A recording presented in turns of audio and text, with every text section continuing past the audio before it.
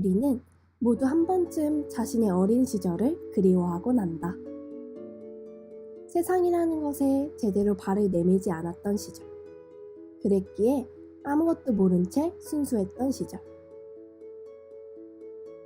성장할수록 우리는 우리의 순수함을 세상에 하나씩 빼앗긴다고 생각한다. 각박한 현실 속에서 순수하게 살면 어느새 사회에서 동떨어진 자신을 발견하게 될까봐 세상이 자신의 순수함을 앗아가도록 둔다. 하지만 과연 우리는 그저 빼앗기기만 했을까? 혹시 당연하다시피 자신이 어린 시절부터 간직했던 소중한 것을 세상에 스스로 내놓지는 않았나? 좀 웃기고 어처구니 없는 말로 들릴 수도 있겠지만 만약 지금 본인이 보고 느끼는 세상이 어렸을 때 봤던 세상과는 다르게 부조리함과 장애물들로 가득 차있게 느껴진다면 그건 자신이 동심을 놓아버렸기 때문이라고 말해주고 싶다.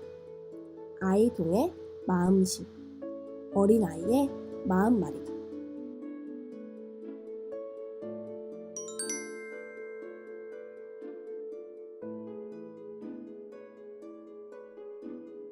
혹시 어른을 위한 동화라는 것을 들어본 적이 있나? 이는 어린 시절의 기억을 그리워하는 어른들을 위해 만들어진 책이다. 이런 어른들을 위해 만들어진 어른을 위한 동화의 작가는 모두 어른이다. 그런데 어른을 위한 동화뿐 아니라 아이를 위한 동화, 즉 우리가 생각하는 일반적인 동화의 작가도 모두 어른이다. 우리는 아이였을 때 처음으로 동심을 경험한다. 그럼 우리는 어렸을 때 어떻게 동심을 처음으로 느낄 수 있었을까?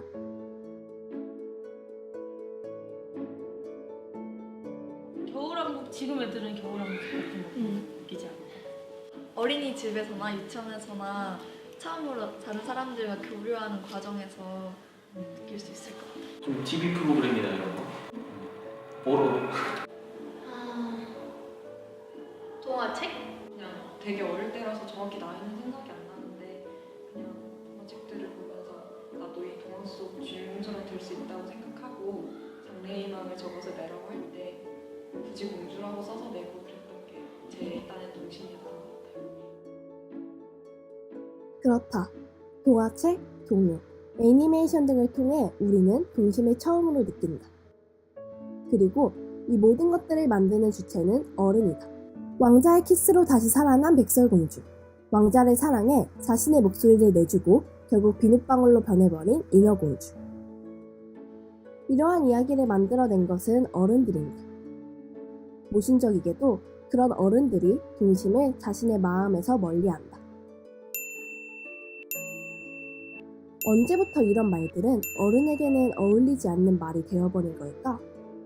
언제부터 우리는 자연스럽게 동심을 아이들에게 전해주기만 하고 정작 자신에게는 어울리지 않는다고 생각해 마음속 깊숙이 숨겨두고만 있는 걸까?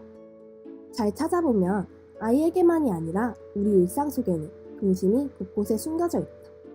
우리가 그것을 동심이라고 자각하지 못했을 뿐이다. 학생들과 어른들이 즐겨보는 웹툰, 드라마, 영화, 공연 등에는 동심을 기반으로 한 이야기들이 많다. 근데 어쩌면 이것은 되게 당연한 것이다. 학생들과 어른은 모두 동심을 있는 그대로 믿었던 어린 시절을 경험하였고 그때 느꼈던 동심이 자라서까지 지속되는 것은 그리 놀랄 일이 아니다. 동심을 쫓는 것이 아무 의미 없는 환상을 쫓는 것이라는 생각이 들 수도 있다. 그리고 실제로 환상을 쫓는 것일 수도 있다. 하지만 환상을 쫓는 것이 마냥 시간 낭비라고 현실에서 벗어나기 위한 것이라고 정의되는 것은 옳지 않다. 환상을 쫓는다는 것은 대개 가능성이 없는 것을 쫓는 것으로 여겨진다. 그런데 여기서 가능성, 퍼센트, 무엇이 가능하고 무엇이 불가능한 것인지는 누가 규정한 것일까? 나는 쟤보다 공부를 못해서 저 대학은 가능성이 없을 거야. 나 학벌이 좋으니까 저 회사에 입사할 가능성이 높겠지? 무엇이 가능하고 무엇이 불가능한지 이 가능성은 그 누구도 아닌 우리가 스스로에게 규정한 것이다. 즉, 우리가 스스로에게 난 할 수 있을 거야, 난 할 수 없을 거야 라고 한계를 설정한 것이다.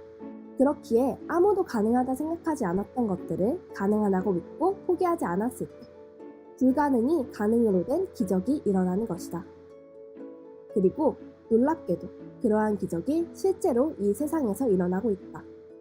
그러니 동심에 대한 믿음이 우리에게 어떤 기적을 선물할지는 아무도 모르는 것이다. 그리고 그 기적은 동심을 믿을 때 일어난다. 나는 기적을 바라지 않는다.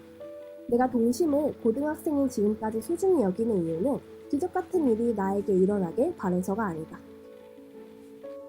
우리는 쉬지도 않고 빠르게 앞으로 뛰어가는 토끼와 느릿느릿 기어가는 거북이의 경주에서 동화와는 다르게 거북이가 승리하는 일이 드물어진 세상에서 살아가고 있다. 물론 이런 세상을 조금 더 여유롭고 따뜻하고 주위를 살피는 시간이 충분한 세상으로 바꾸는 것이 가장 좋을 수 있지만 만약 그렇게 세상을 바꾸기가 힘들다면 나는 지금의 세상 속에서 가끔 어린아이의 눈을 꺼내어 세상을 바라보는 것이 나를 더 행복하게 해주는 방법이 될 수 있다고 생각한다. 동심이 우리에게 엄청난 기적을 선물하지는 못할 수 있지만 하나 확실한 건 동심은 우리가 세상을 더욱 따뜻하게 보도록 도와줄 것이라는 것이다.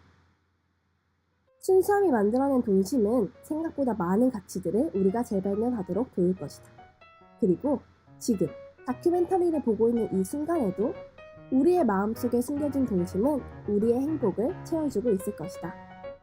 그럼 그런 동심을 위해 우리 한번 다 같이 외쳐볼까? 나만의 행복을 느낄 수 있게 해주는 동심을 찾아서!